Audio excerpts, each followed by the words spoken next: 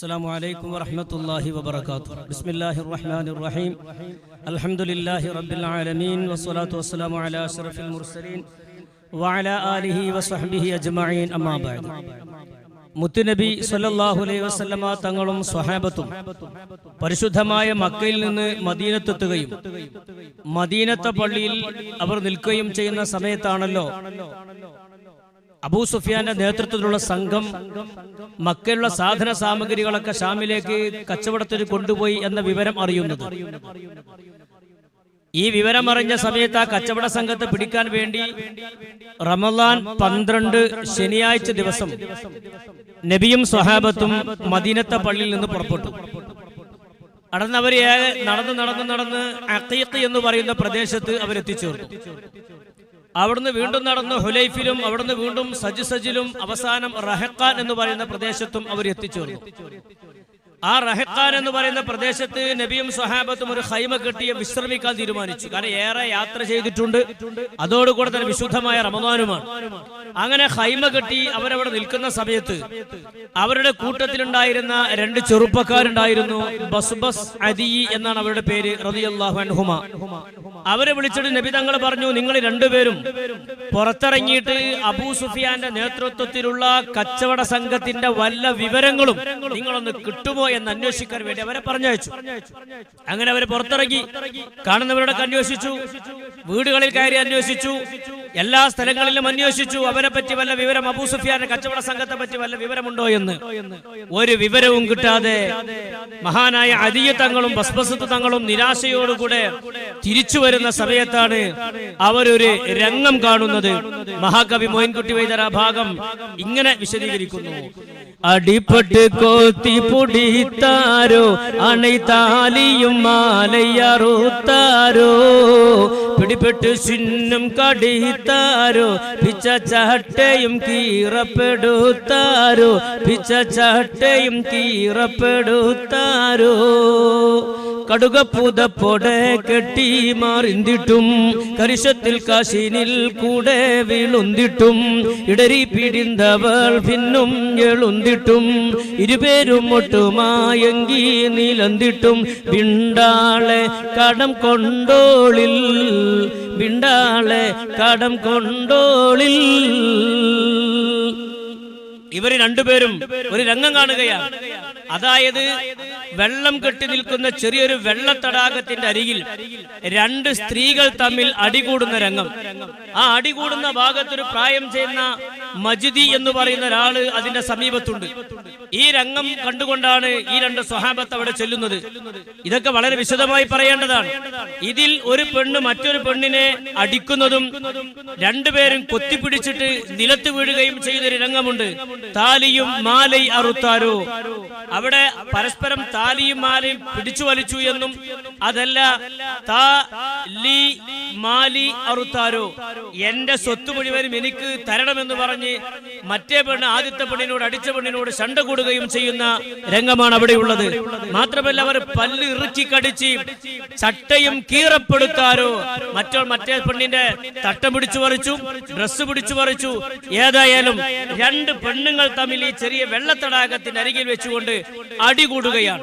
അടികൂടിയത് മാത്രമല്ല കടുകപ്പുതപ്പോടെ കെട്ടി മാറിന്തിട്ടും കരിശത്തിൽ കാശിനിൽ കൂടെ വീളുന്തിട്ടും ഇടരി പിരിന്തവൾ പിന്നും എളുന്തിട്ടും ഇരുപേരും ഒട്ടുമായങ്കി നീലന്തിട്ടും വിണ്ടാളെ കടം കൊണ്ടോളിൽ വിണ്ടാളെ കടം കൊണ്ടോളിൽ.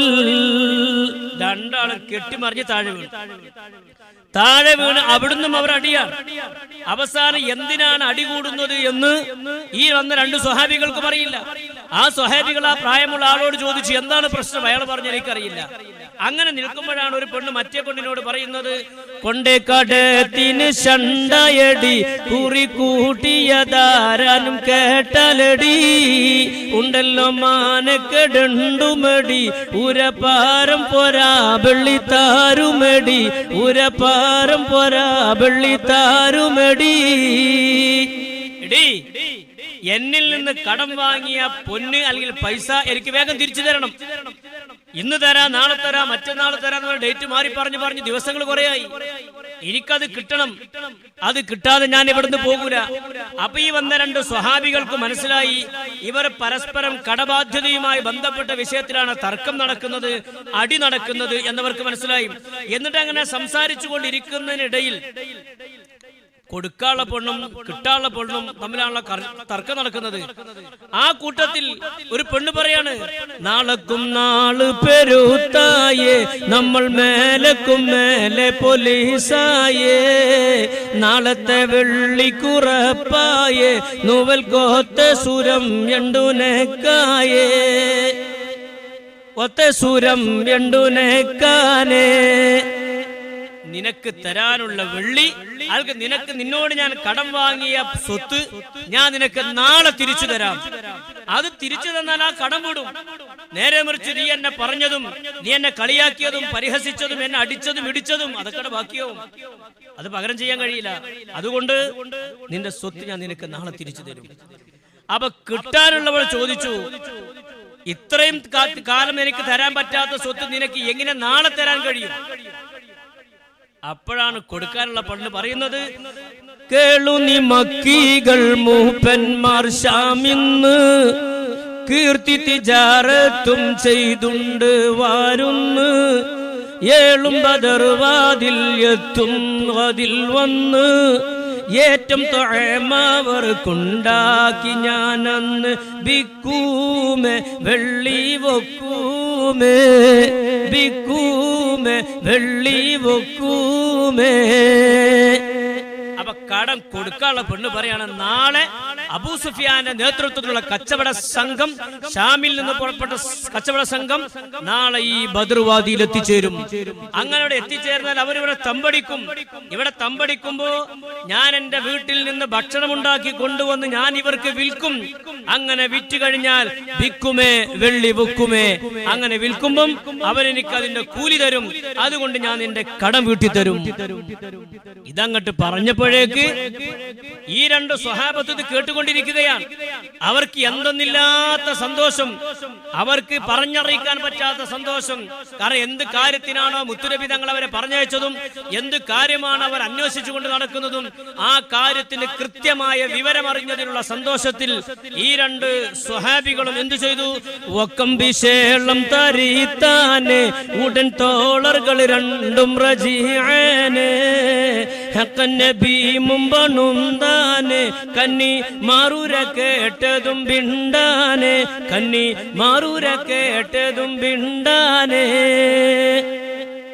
ഇതങ്ങട്ട് കേട്ടപ്പോ സന്തോഷം അടക്കാൻ കഴിയാതെ ഈ രണ്ട് സ്വഹാബത്ത് മഹാനായ അദിയ്യ തങ്ങളും ബസ്ബസത്ത് തങ്ങളും അവിടുന്ന് ഓടി തങ്ങളുടെ കുതിരപ്പുറത്ത് അവർ പോയി നേരെ സയ്യിദുനാ ത്വാഹ മുഹമ്മദ് റസൂലുള്ളാഹി സ്വല്ലല്ലാഹു അലൈഹി വസല്ലമ തങ്ങൾ അരികിൽ ചെന്ന് നബി തങ്ങളോട് വിവരങ്ങളൊക്കെ അറിയിച്ചു. സുബ്ഹാനല്ലാഹ്, വല്ലാത്തൊരു സന്തോഷമായിരുന്നു അത്. മക്കയിൽ നിന്ന് ഷാമിൽ നിന്ന് പുറപ്പെട്ട അബൂ സുഫിയാന്റെ നേതൃത്വത്തിലുള്ള കച്ചവട സംഘം എവിടെ എത്തിയെന്നോ, അവിടെ അനക്കങ്ങളും നീക്കങ്ങളും എന്താണെന്നോ, അവരുടെ സാഹചര്യങ്ങൾ എന്താണെന്നോ, അവരുടെ തീരുമാനങ്ങൾ എന്താണെന്നോ ഒന്നും അറിയാതെയാണ് നബിയും സ്വഹാബത്തും റഹഖാനിൽ ഖൈമ കെട്ടി നിൽക്കുന്നത്. അപ്പോഴാണ് ഈ നിർണായകമായ വിവരം കിട്ടിയത്. ഈ വിവരം കിട്ടിയ ഉടനെ റഹഖാനിൽ ഖൈമ കെട്ടി നിൽക്കുന്ന നബി തങ്ങൾ കൂടെയുള്ള സ്വഹാബത്തിനോട് വിവരം അറിയിക്കുന്നു. നമ്മൾ കാത്തു നിൽക്കുന്ന കച്ചവട സംഘം നാളെ ബദർവാദിയിൽ എത്തിച്ചേരും. അവിടെ എത്തിയാൽ നമുക്ക് അവരെ കാണാം, നമ്മുടെ സ്വത്തുക്കൾ അവരോട് നമുക്ക് തിരിച്ചു വാങ്ങാം എന്ന് പറഞ്ഞ് നബിയും സ്വഹാബത്തും റഹഖാനിലെ ഖൈമിൽ നിന്ന് പുറപ്പെടുകയാണ്.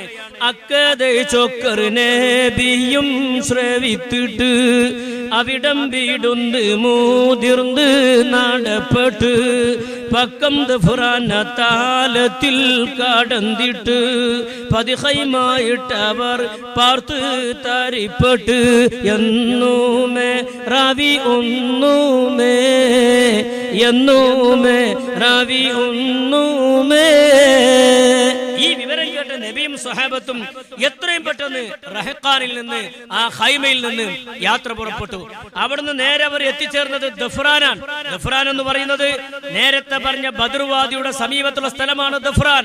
ആ ദഫ്രാനിൽ അവർ എത്തിച്ചേരുകയും അവിടെ ഖൈമ കെട്ടി അവർക്ക് താമസിക്കാനും നിസ്കരിക്കാനും അതുപോലെ തന്നെ വുളൂ ചെയ്യാനും മറ്റുള്ള എല്ലാ സംഗതികൾക്കുമുള്ള സൗകര്യത്തിന് വേണ്ടിയുള്ള ഖൈമ കെട്ടി നബിയും സ്വഹാബത്തും അവിടെ കാത്തിരിക്കുകയാണ്.